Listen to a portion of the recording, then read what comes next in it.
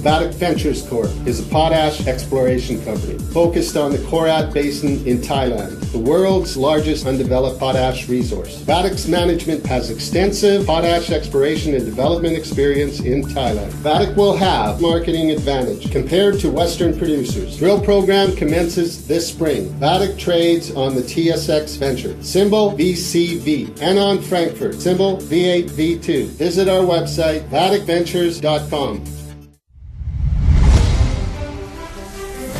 Welcome to the Goddard Report. Comments made on the Goddard Report and TalkDigitalNetwork.com are an expression of opinion only. Here is Jim Goddard. My guest is Jordan Bateman, Communications Director for the Independent Contractors and Business Association. Welcome back to the show, Jordan. Thanks for having me, Jim. Federal Finance Minister Bill Morneau held his annual fiscal update. Was there anything in there that you were impressed with? Well, for the first time, the Finance Minister Morneau finally realized that, look, we have a competitive crisis when it comes to our business sector against the United States. And this is something we've been warning about for years, and that really heightened once Donald Trump took power in the United States. And for all the things that people have to say about Donald Trump and all the crazy stuff he does, and lots of it is crazy and disappointing, he has created or fostered a real appetite for competition, a competitive advantage for United States companies compared to Canada. And if you have a bag of money you're looking to invest, you have a choice to put a head office in Canada or the United States. The United States is far more attractive for virtually every kind of business thanks to the Trump tax cuts. This is something that we brought up, more than a year ago when Morneau was on a tour of British Columbia. He spoke to members of the Business Council of British Columbia. It was the number one question that the folks in the crowd wanted to ask. He wanted to talk about his, gender neutral or gender equality budget. What the business people wanted to talk to was competitive advantages. And, he said, well, we're going to monitor the states and see what happens. Well, the monitoring finally is sunk in. It's not going to magically get better. So the problem is, though, Trudeau and Morneau, during some of the best times in the Canadian economy, or certainly good times, have run up massive deficits. And instead of, prudently managing the finances of the nation, as his predecessor Paul Martin would have, Morneau has run up these huge deficits. And, they just cannot say no to spending. And the problem with that is now you're at a point where we need to do something for businesses to keep them competitive. You can't really give them a proper corporate tax cut or a job creation tax cut or anything like that without going even further into deficit. If these guys had properly managed the economy, they'd have that room to do this. So, the chickens have come home to roost for Bill Morneau, and he spent all this money during, reasonably good times. The sense is if bad times are coming, the Trudeau Liberals will have led us into fiscal disaster. Also, speaking of fiscal disaster, the BC government certainly is taking its time opening local legal pot stores. How much government revenue are they giving up by not giving people access to legal weed, forcing them to go to their illegal underground dealer again? Well, impossible to quantify because we don't really, obviously, by virtue of being illegal, we have no real idea. There's crazy estimates as to how much is spent, but we don't really know. I would say this, look, it's not as, tax-wise, it's not as fiscally advantaged, as much as of a fiscal advantage to government as you might think. In order to keep prices competitive with the black market, because of course the whole point of legalization is to stamp out organized crime in the black market on the drug trade, they've got to keep prices within, at least close to that black market price.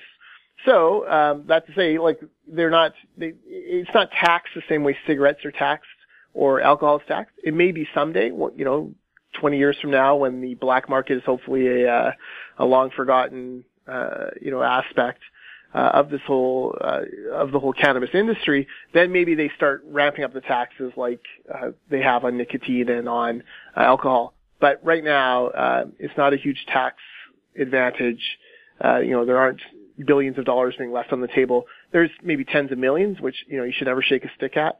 But people have to have a reasonable expectation as to what government could bring in.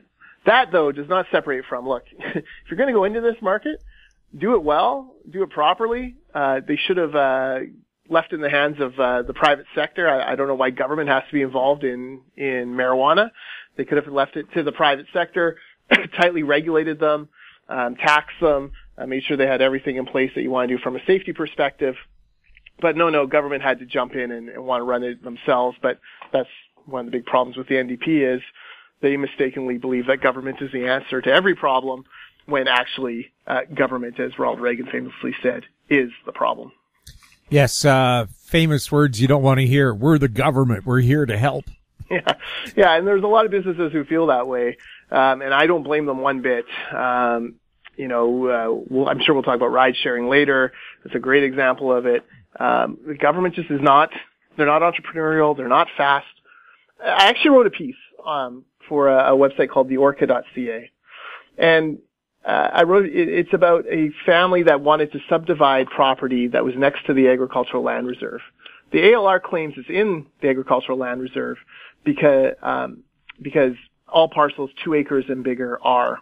The problem is this particular parcel of land was 1.997 acres. And instead of just saying, you know what, that's less than 2, you guys can use your property for what you see fit, the ALC took this family to court and tried to argue before a judge with a straight face, Jim, that somehow 1.997 is bigger than 2. And not surprisingly, the judge disagreed, much like mathematics disagrees with them. And, we spent tens of thousands of taxpayer dollars prosecuting a case that had no chance of success. This is the problem with government, is you have bureaucrats who are constantly overreaching, who don't use common sense, who are more concerned about their dogma and saving their butts with their political masters than with actually doing the right thing. We need to cut red tape, not continually add to it. Well, I look at the situation for Canadian veterans where both the Harper and Trudeau governments have left hundreds of millions, over $1 billion, on the shelf of promised benefits for these folks. And now we have a shortage of armed forces personnel, and pilots are quitting the Canadian Air Force because they're tired of flying antique pieces of junk. Yeah, well, who can blame them? I mean, it gets scary. But again, you're right. Government are not effective managers. This is one of the reasons why I'm so concerned about a national pharmacare program. Because, national pharmacare programs were being promised cheaper drugs and group buying, and it's all this wonderful stuff. Great. The problem we have is that none of it is going to be run by government. And I don't know how you trust government, given their track record, that these things are going to be managed effectively and efficiently. They certainly didn't do it on the gun registry. For God's sake, they can't even pay their employees properly. I mean, the Phoenix pay system is still a disaster. I don't know why people immediately, well, I do. It's because pharmacare and cheaper drugs for seniors and whatnot is a wonderful, warm and fuzzy thing. But, the more government's involved, the less likely it is to deliver what they claim it will. Yeah, I'm one of those seniors. So, you're a young senior, Jim. You're okay. We'll have more with Jordan Bateman right after this.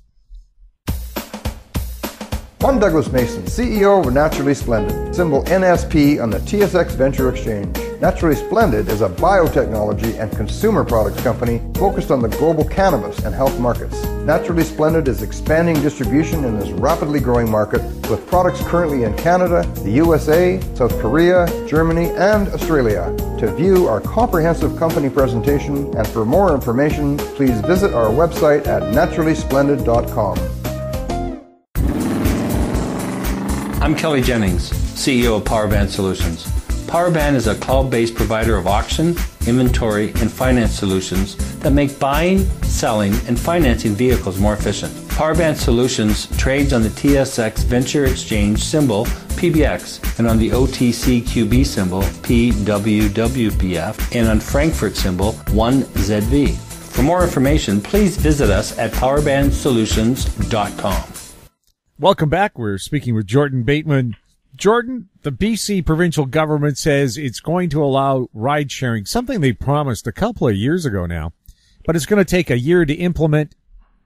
Is this going to be the promised thing? And they're saying, it's so complicated for the Insurance Corporation of BC to come up with a product that it's going to take a year How long did it take other cities, every other major city in North America, to institute Uber, Lyft, and other ride-sharing services? Yes, somehow Moose Jaw manages to get Uber, but we do not have Uber. It's ridiculous. It is the single dumbest thing. And look, it goes both ways. The BC Liberals took too long on this. We all know why. It's because there's this perceived giant taxi lobby group that, could cost some votes in Surrey, these swing ridings. But, enough is enough. It's time to get on with it. I do not believe for 1 second. Look, David Eby and this, so-called fiscal dumpster fire has forced ICBC to completely change the way they calculate rates. They managed to do that in less than a year. And, we've already been working 18 months on Uber and they still need another year or more. Come on. It beggars belief. It's an obvious lie is what it is. Scapegoating the insurance corporation on something that, obviously government could do faster if they wanted to. And, the threshold, I'm a little concerned with these rules that have been, kind of floated and put in place. There's going to be quotas. There's going to be thresholds. There's all sorts of weird rules that, bureaucracy. It's not great. And, I'm skeptical that even in 2020 we'll actually see any Uber or ride sharing here under the rules set out by the NDP. Of course, except for the illegal ones operating in the Chinese language in Richmond and elsewhere. And what about the damage to Vancouver's reputation around the world? Every tourist season, literally tens of thousands of cruise ship passengers arrive in downtown Vancouver. There's 10 taxis to pick up, the 3,000 people to get off. What do the other 2,000 plus do to get around? Yeah, well, exactly. They, have to make other plans. We had a big AGM gala dinner here, 850 people, close to 900 people at the Fairmont Hotel Vancouver on Tuesday night, celebrating construction, celebrating the Independent Contractors and Businesses Association. And these people couldn't take, taxi home. There were not enough taxis at the end of the night to take people home. And, so some people just went back into the bar and drank more, which great for the bars. I'm not sure that's great for public safety, that you're having to stagger your drinking over, longer periods of time and having one more beer, hoping that a taxi shows up. It's hard to explain to our guest speaker was Brett Favre, NFL Hall of Famer. It's hard to explain to a guy from Hattiesburg, Mississippi, why, Mississippi cities and towns, New Orleans nearby, have Uber, no problem. We don't have that in Vancouver. It's, kind of embarrassing to say that. The guy who I think has done a lot on this to try to get it into the public consciousness he gets a bad rap. It's Francesco Aquilini, the owner of the Vancouver Canucks, a big developer, owner of quite a few businesses, and a big philanthropist. He doesn't get credit enough for that. But, he's been tweeting out, saying, look, why don't we have this? We're a world-class city. It's time to get on with it. And it's really started to help drive the public conversation again. And, people roll their eyes because, Aquilini and, will the Canucks ever win a Stanley Cup and blah, blah, blah. But, man, the guy's bang on this one, and the sooner we can get it in place, the better. And shame on the NDP and the BC Liberals of the past for taking so long to do it. Well, as a small business owner, obviously you have clients who come into town. They have to get to meetings. You want to meet with them. What does this do to them, and what's their impression of Vancouver as a place to do business? Well, most people have no idea until they get here. They open their little, Uber app like they do in every other city in North America and around the world. And up comes a little, geo-coded thing saying, sorry, British Columbia, Vancouver does not allow Uber. There's no Uber services. And they're shocked. And who can blame them? It's a shocking thing that we do not have this very basic transportation service. So it's not great for our tourism. It's not great for our reputation as a high-tech city. It's embarrassing, and frankly, the government should get on with it. Well, I guess you could rent one of those bicycles at those. It's a business guy. Take a bike out to the Broadway Tech Center for your meeting, I guess. Yeah, you're in your three-piece suit. Well, it was good enough for Gregor Robertson. Hey, Gregor Robertson, I'm still happy. I still have not come down off the high of him leaving office and taking a bunch of his Vision Vancouver political appointees with him. High hopes for Kennedy Stewart to do a better job? be hard to do a worse job than Gregor Robertson, to be honest. You'd really have to work at it. Now, don't put it past Kennedy. He's a ideologue as well, but he does not have that built-in slate, which, constantly enabled and encouraged, aided and abetted, I guess is the term, Gregor Robertson. So hopefully, having to negotiate, some sort of agreement among more parties will keep him in line. We'll have more with Jordan Bateman right after this. Grand Portage Resources recently completed the 2018 drill program on its 100% controlled Herbert Gold Discovery property located in the prolific Juneau Belt in southeast Alaska. Drill results are expected through late 2018. Past drill results included numerous multi-ounce gold assays on multiple veins. Grand Portage trading symbols are GPG on the TSX Venture, GPTRF on the OTCQB, and GPB on Frankfurt. For more information, please visit our website, grandportage.com. Don't miss out. Stay informed. Receive the HowStreet.com weekly recap with thought-provoking podcasts, radio, and articles delivered to your inbox. Sign up for the HowStreet.com weekly recap on our homepage at HowStreet.com. Welcome back. We're speaking with Jordan Bateman. Just before we get on to something else, remember our running joke. I put a formal request in for an interview with Gregor Robertson 4 years ago.